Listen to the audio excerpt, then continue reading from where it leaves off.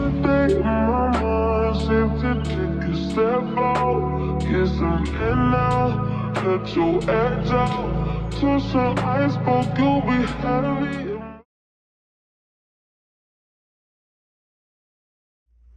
Hey my babies, let's get into it. We here for another hood lesson, pharmacology. So before we get into antihypertensive medications, first of all, we need to make sure we understand what the hell hypertension even is.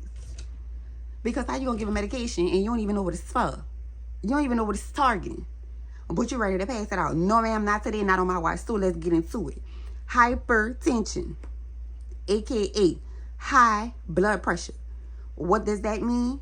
It's a lot or high tension on the heart. On the heart, that's all it means. Plain and simple. But we're going to break it down a little bit more. So what you need to understand is that blood pressure always consists of two numbers. Okay? Two numbers. Your top number, which should always be the bigger number, is called your systolic number. All this means is it's the squeeze of the blood vessels when the heart contracts.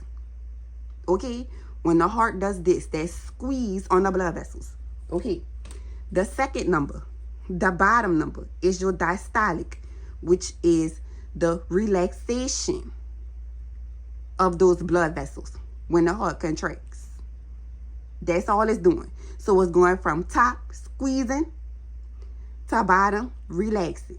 That's all it is. Simple like that. Okay, now, with high blood pressure, we like to call this the silent killer. And we call it the silent killer because a lot of people don't have any symptoms for this. They normally don't have any symptoms until they already got high blood pressure. Okay? So what I need you to understand is that high blood pressure and hypertension goes in stages. Okay? We're going to go over those stages. And not only that, but the numbers may be a little off depending on what book you have, because they update the books a lot and it's constantly changing. Or if you use Google. But they should still be within the same range. Okay? So for low blood pressure, your top is going to be 90 or less and 60 or less. You will look at this and say, well, if you don't want them to have a high number, isn't this good? No. No. Because this also shows that something is going wrong. If your blood pressure is too low, your organs are not getting enough blood supply, which also means your organs are not getting enough oxygen. Okay? So too low, not good. Too high, damn sure not good. So normal, 120 to 180, the magic number they like to see. Now, pre-hypertension, that's why I have the little arrow. You're not high blood pressure yet, you don't have it yet, but your ass is on the way there. So you got some time to fix it if you do a few little things that we're going to go over later. That number is 129 over 80. Okay, so anything from 120 to 129 over 80 is pre-hypertension. Okay, let's get into stage 1. 9 times out of 10, when it comes down to stage 1, they're going to start trying to get some medications into you so that your blood pressure doesn't become uncontrolled. So for stage 1, it's going to be anywhere from 130 to 139, your top number, 80 to 89, your bottom number. McDonald's, pass it up. Don't go. Pass it up. Okay? Popeyes, pass it up. Now we're in stage 2. Your ass is definitely on some medicine. You're probably on more than one pill. Stage 2, anywhere from 139 to 140 over 90. Your ass ain't listen to me when I told you to not go to McDonald's right here. You went anyway. So now you're here. You done got the ghost pepper wings and everything. Now your ass got hypertension and pills to take. Now the last one. The last, which is the most immediate crisis. 9 times out of 10, these people have to go to the hospital for something. These are stroke numbers. These are heart attack numbers. 180 over 120. They need to be on an IV medication just to bring their blood pressure down. This is extreme. That's why the crisis word is in red. This is a crisis. This is a problem. Okay? This got a lot more to do than just stopping at Popeyes and McDonald's. Your ass got so much going on wrong. Your body's screaming at you. Okay? Let's keep going. In terms of high blood pressure, 9 times out of 10, what we are looking for is an enlarged left ventricle. That's why the left side is red and it's big. You see, it's half the heart. It's enlarged. Okay? That's what that means. Now, the reason it is called the silent killer, remember, is because most people do not have any side effects when it comes to high blood pressure until they have high blood pressure, right? But what you may see every now and then that most people ignore is, number one, headaches. Okay? Headaches can also be a pre-symptom of having a CVA, which is a stroke. Okay? Now, the next one, vision. That's number 2. Blurred vision. Retinopathy, if you want to say the correct term. All right? Also, angina. That's number 3. That don't mean nothing but chest pain. Your fucking chest hurt. Okay? A lot of people do not have those symptoms, though. That is why we call it the silent killer. Okay? Now, let's get into it. What causes high blood pressure or hypertension? I learned it by using the soda method. Okay? Number 1, the S. Stress.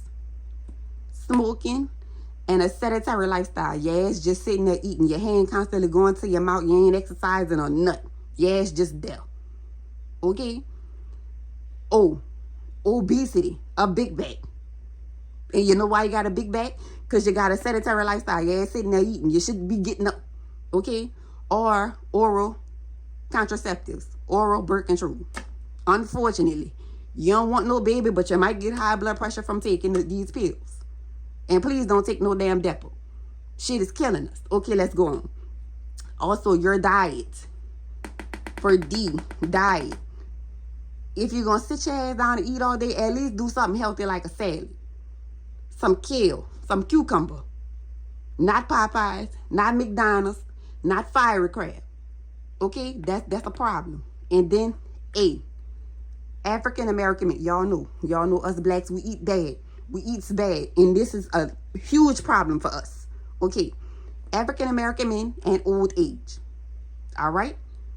Now, remember I told you, when it comes to high blood pressure, hypertension, we're looking for an enlarged left ventricle.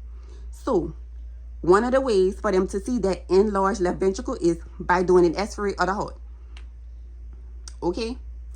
The next test is an echo, which is testing your ejection fraction. Anything 40% and under, your heart got a problem, baby. It's not working right. It's slowing down. Your heart is screaming. Okay? Ain't none of the organs getting good blood flow. Okay? The next one is an EKG. When they look at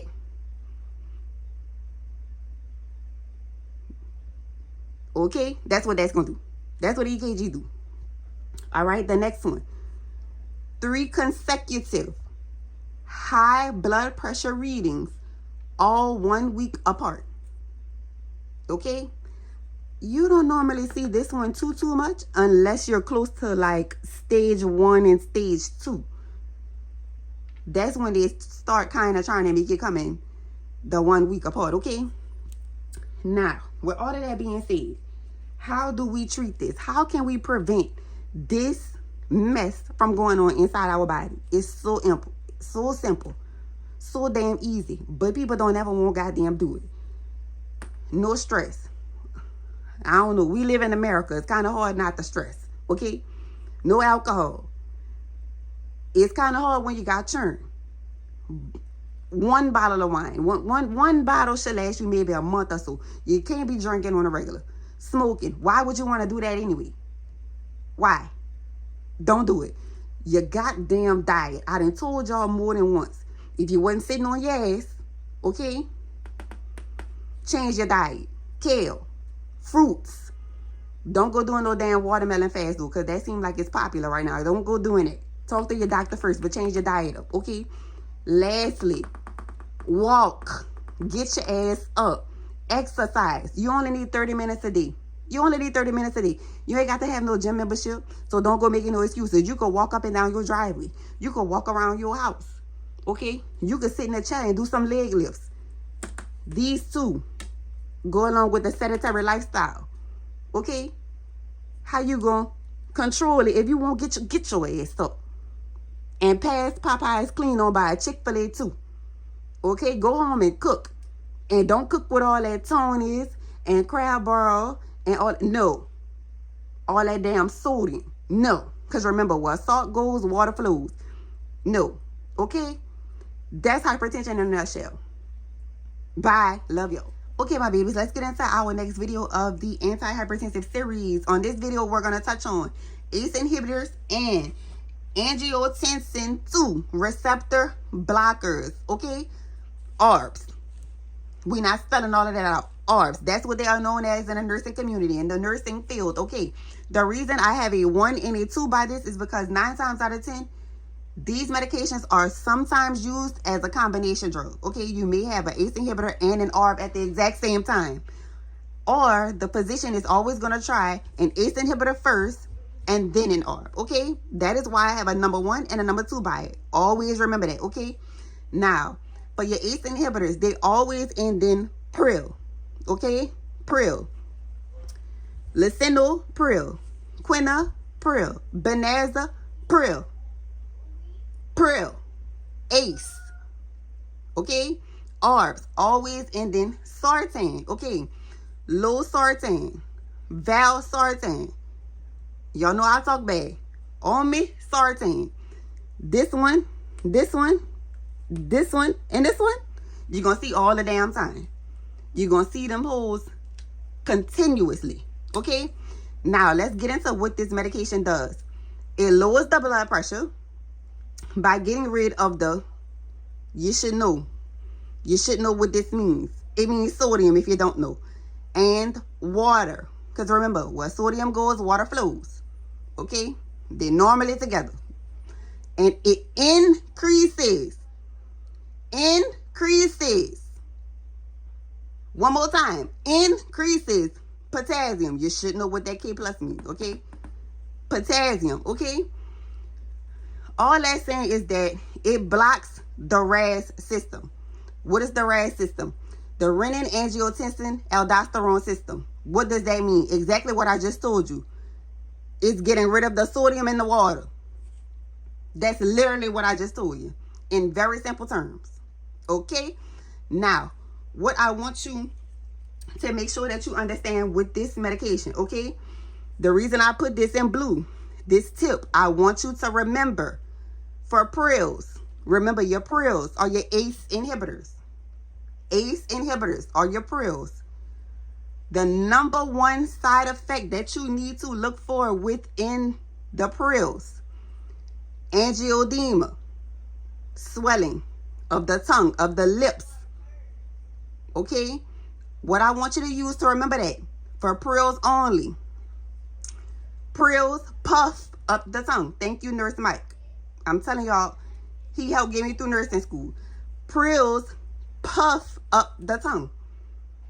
And the cough. Okay? These two right here. These two, I need you to remember, are an airway precaution. Because if your tongue is swollen up, how the fuck you supposed to breathe? If it's blocking your throat and all of that, how you supposed to breathe? If you coughing uncontrollably, is you with me? That is prils only. This is not for sartans. Only prils. Okay? Now, what I want you to also know for this medication, because this pops up on NCLEX a lot. It is not safe for pregnancy. They like to try to trick you. It is not safe for pregnancy. Both are not safe for pregnancy, okay? I need you to remember that. It pops up on NCLEX a lot, okay? The easy things to monitor. If this medicine, use your critical thinking now, if this medicine increases potassium, what should we be monitoring? Potassium. What's the range? Somebody answer for me. 3.5 to 5. If that potassium is at 5, make sure you educate your patient. No bananas, no avocados, no spinach, no green and leafy vegetables. Why? Because those foods are going to increase the potassium.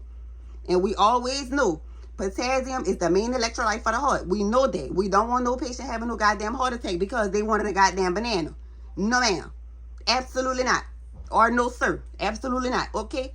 Now, also, slow position changes. You should know the medical terminology for that. Orthostatic hypertension. That is what that means. That means when they go from a sitting or a lying position to standing too fast, the blood pressure do this. Matter of fact, it do this. It drop. Your ass gonna hit the floor because you should have eased up off that bed. Okay? That is ACE inhibitors. That is ARBs in a nutshell. It's not hard. Okay? It is not hard. But please, please, please remember. Take a picture of it. Angioedema and cough. Pills only. Okay? Pills only. Monitor the potassium. Learn your potassium-rich foods. And also, salt substitutes contain a lot of potassium. They like to add that on nursing exams and NCLEX too. So remember that as well. All right. I hope y'all learned something today. Remember, take care. Don't go killing your motherfucking patients. Okay? Don't lose your license before you even get it. Okay? Love y'all. Bye. What's up, y'all? We here today for another hood lesson. You can't see me, but you can hear me, so that's all that matters. Today we talking about beta blockers. You hear me? Beta blockers and antihypertensive, aka no hypertension, aka no high blood pressure. Stay with me now. Beta blockers, they funny as hell. Why? Because they all end in OLOL. Stay with me. The mechanism of action, they block beta receptors in the heart. In the lungs too, but we ain't going that far in this video. In simple terms, what does that mean? Low heart rate, low blood pressure, lowers the contraction, lowers the workload on the heart, aka the heart ain't working that goddamn hard. We don't want that bitch beating outside your chest. Stay with me now. Side effects, or in nursing school they like to call them adverse side effects. All that means is that the drug is doing its goddamn job and it's working too goddamn good. Pay attention to it. Low heart rate, bradycardia. You should know what that is. Bradycardia, low heart rate.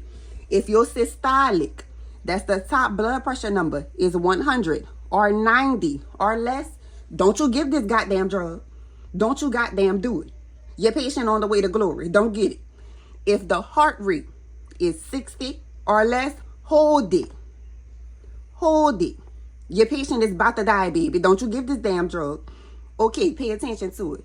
It lowers respirations. You know, depending on what nursing book you have, your respiration should be 12 or 14 and up.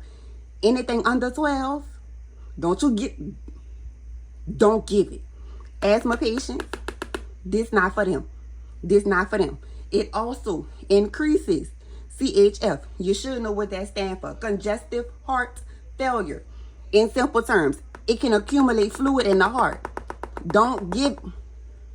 Okay. It can also hide, mask low blood glucose, which means low blood sugar. Your patient blood sugar might be goddamn 40 and you can't even tell because the drug is hiding it. Don't you give this goddamn medicine. Remember, cold and clammy need some candy. Hot and dry, sugar high. If they're cold and clammy, don't give it. Okay. These are always on NCLEX. Always on NCLEX. I don't care if you take a picture of them, write them down. I don't give a fuck what you do with them, but they always on NCLEX. So remember them. Okay. Remember I told you, they're laughable. They all end in OLOL. Metoprolol. Atenolol. Esmolol. Butex. Solol. Propan. No, you gonna see this hole and this hole and this hole a lot. Them three, you gonna see all the damn time. Remember, they're laughable. They're laughing at you right now. Remember this. Remember this. Do not give this. I'm telling you. Have a good day. I hope you learned something. And remember, don't be out here killing none of your goddamn patients. Bye. I love you. Hey, my babies. It's time for another hood lesson, another hood pharmacology lesson. And today we're talking about an antihypertensive. We're going to be talking about calcium channel blockers. The antihypertensive that literally chills the heart. And let's break it down and get into why. Literally, the goddamn name tells you exactly what the drug does. It's a calcium channel blocker. So let's get into the action. It blocks calcium, okay, from going into the smooth muscle of the heart. Okay, what does that mean? The blood vessels stop straining. Okay, it stops the blood vessels from straining on the heart. What does that mean? Instead of the heart pumping like this, trying to squeeze the blood out of those narrow vessels like this, it's gonna chill. It's gonna relax. Just like that. It's almost like your heart is on vacation, except you're not dying. Okay? Since it chills the heart, what does that mean? AKA, this medication is gonna lower the heart rate and the blood pressure, because the heart is chilling. It's chilling. This is a medication that helps control the blood pressure. Okay? Let's get into it. With this medication right here, we never give this to heart failure patients. Never. Because they are already struggling trying to get this fluid off of their body. The fluid is already accumulating in the heart. 9 times out of 10 in the lungs as well.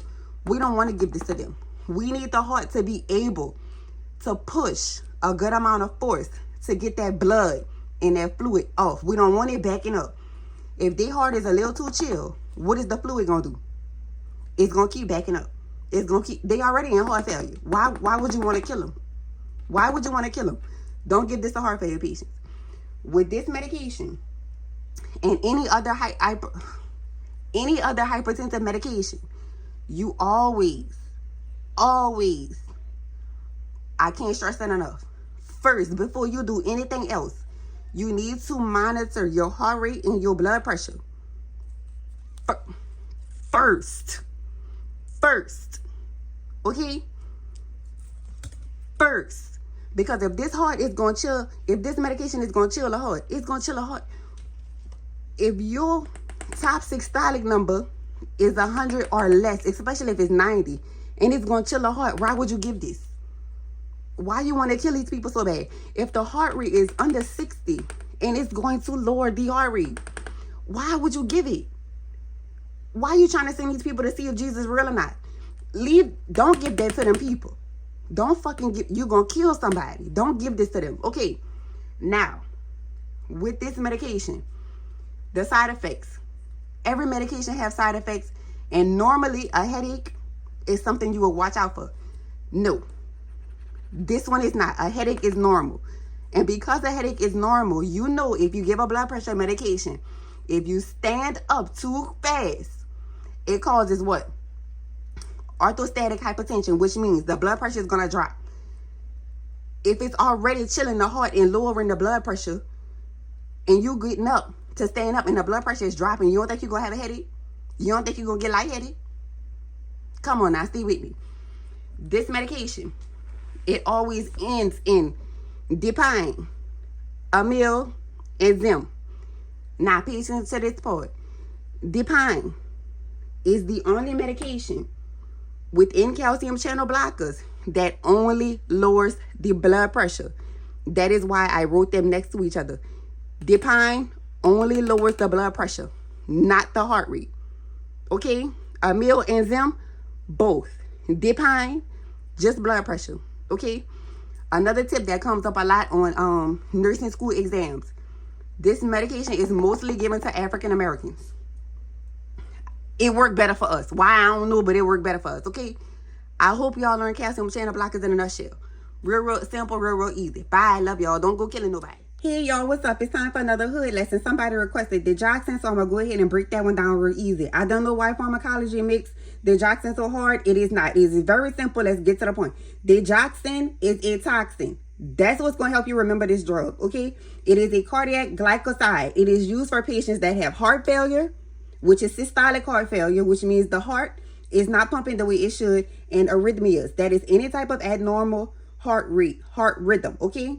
Now, what you need to know that Digoxin does, only thing that Digoxin does is it lowers the heart rate. This is not a blood pressure medication. Don't let nursing school and the NCLEX trip you up. This is not for blood pressure, okay? It lowers the heart rate, and what it does is gives your heart a deeper contraction. That is what Digoxin does.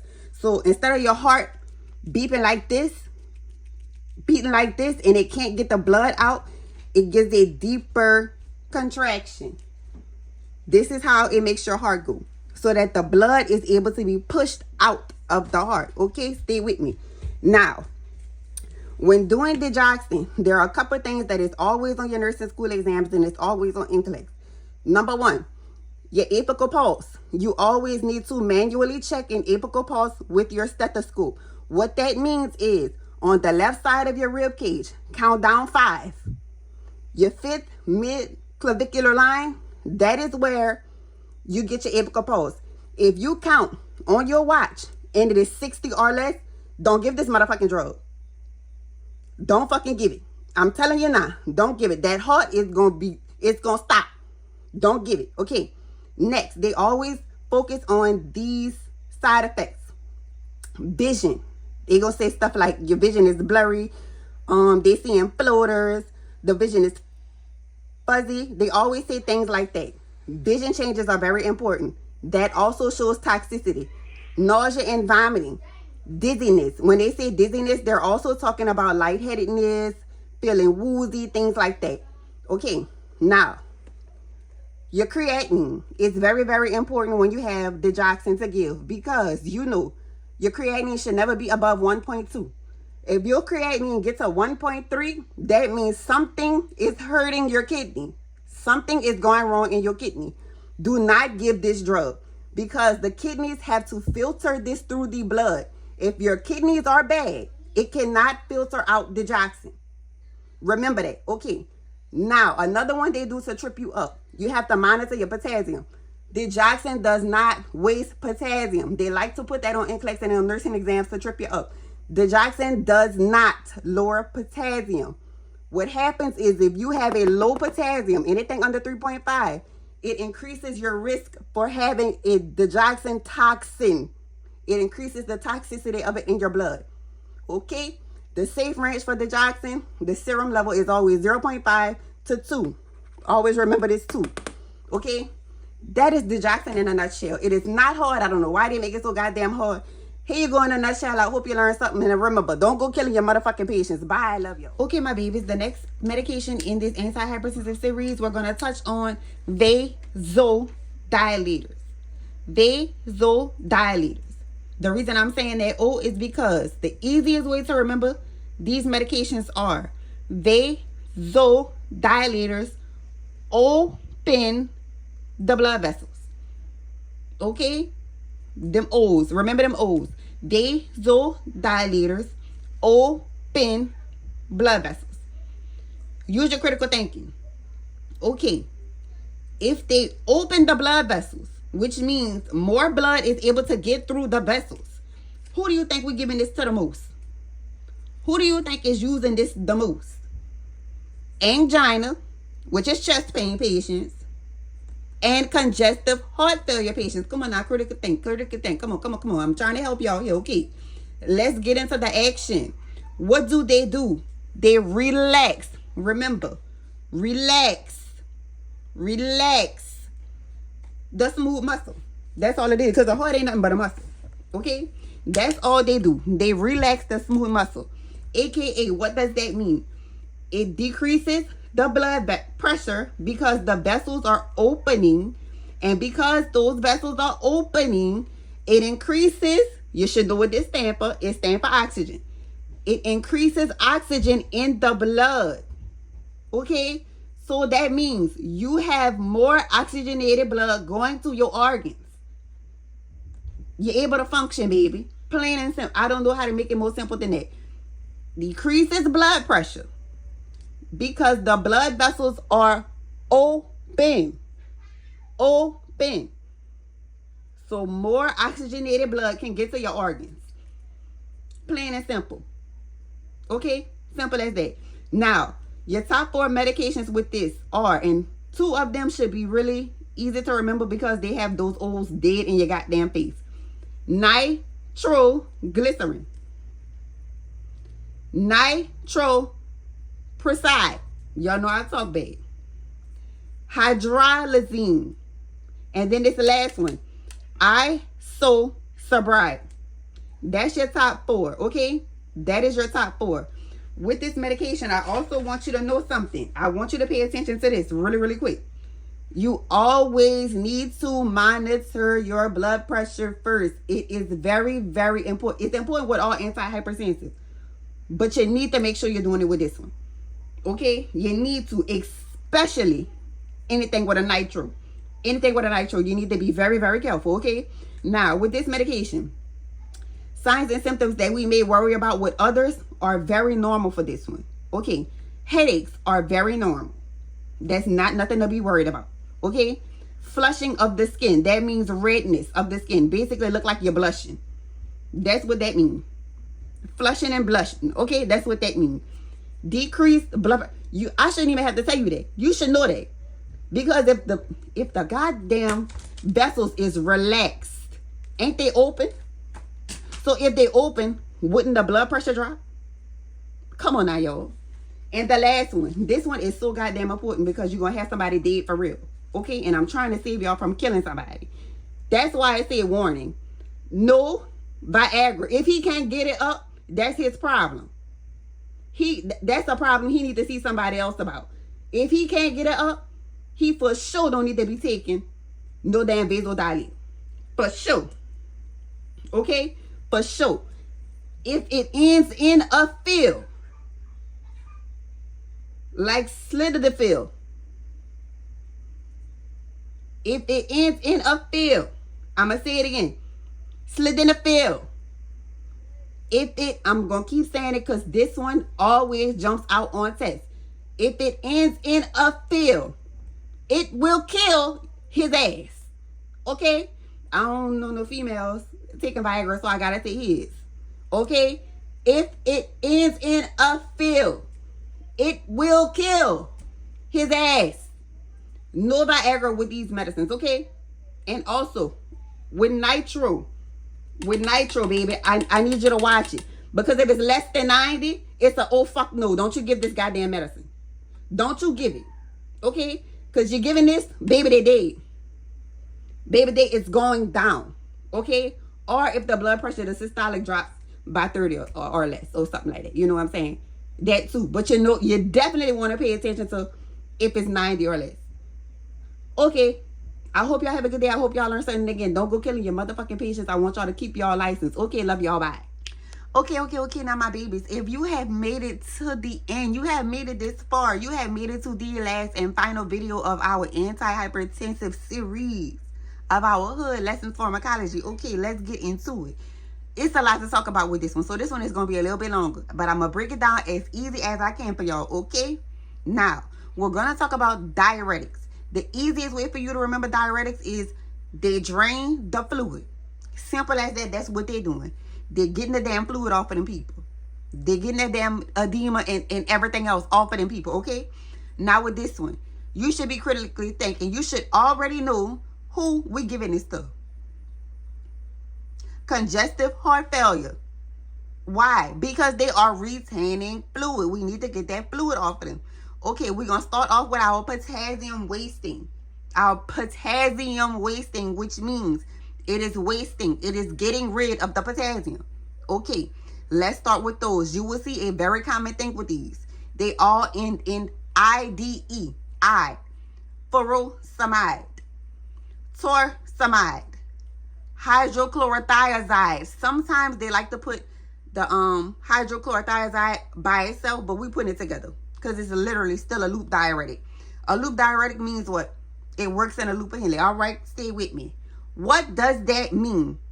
You are pissing out the potassium. That's literally what you're doing. You're pissing out the potassium. Okay. Now, I need you to pay attention to something because this one is a potassium wasting diuretic. Don't you think we would only give this if the potassium is in a good range?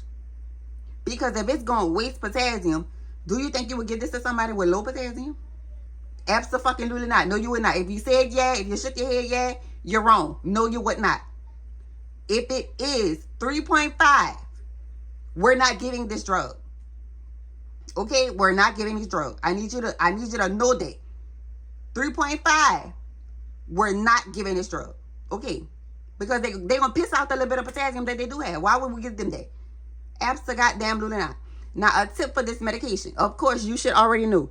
It is used with congestive heart failure patients. Okay, now, these are things they love to throw on your nursing exams and they love to throw on NCLEX. You always want to pay attention to questions that says they have worsening crackles. Not the same, not continuous, worsening crackles. Because if the crackles are getting worse, that means the fluid is getting worse. The fluid is building up more in the lungs.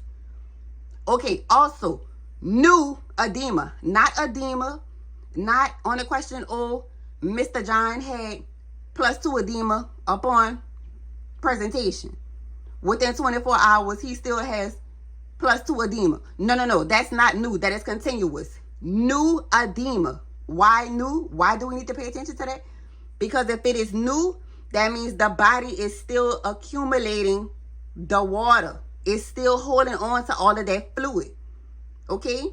Also, rapid weight gain. If you get on a scale and you done gain 2 to 5 to 7 pounds within a day, abso-goddamn-lutely not. Something is wrong. Your body is retaining fluid. Okay? Rapid, not steady. Rapid means at a very, very fast rate. Not steady, not slow. Rapid. That means if Mr. John gained 10 pounds over the course of 3 months. No, that's not rapid. Now, Mr. John got on a scale yesterday and he was 270 and he get on that bitch today and he's 298. Absolutely not. Absolutely not. That's a problem. Okay, that is potassium wasting. Let's get into our potassium sparing. Very, very easy. Spirulactone spares potassium. That's how you're going to remember that. Spirulactone spares potassium.